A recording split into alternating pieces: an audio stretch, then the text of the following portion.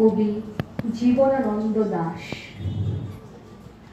হাজার বছর ধরে আমি পথ হাঁটিতেছি পৃথিবীর পথে, সিংহল সমুদ্র থেকে নিশীথের অন্ধকারে মালয় সাগরে অনেক ঘুরেছি আমি। বিন্দিসার অশোকের ধূসর জগতে সেখানে ছিলাম আমি। আরো দূর অন্ধকারে বিদর্ভ নগরে আমি ক্লান্ত প্রাণ এক। চারিদিকে জীবনের সমুদ্র সফেন আমারে দুদণ্ড শান্তি দিয়েছিল নাটোরের বনলতা সেন। চুল তার কবেকার অন্ধকার বিদিশার নিশা, মুখ তার শ্রাবস্তির কারুকার্য। অতিদূর সমুদ্রের পর হাল ভেঙে যে নাবিক হারাইছে দিশা,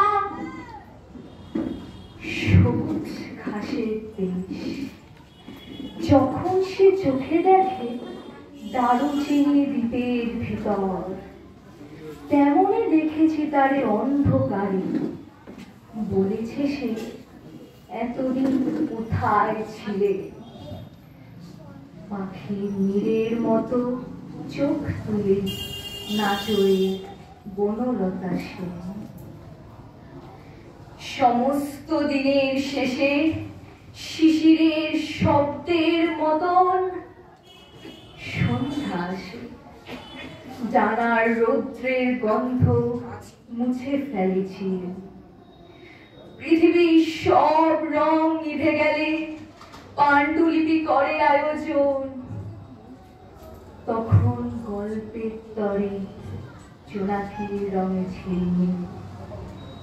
সব পাখি ঘরে আসে, সব নদী ফুরায় জীবনের সব লেনদেন।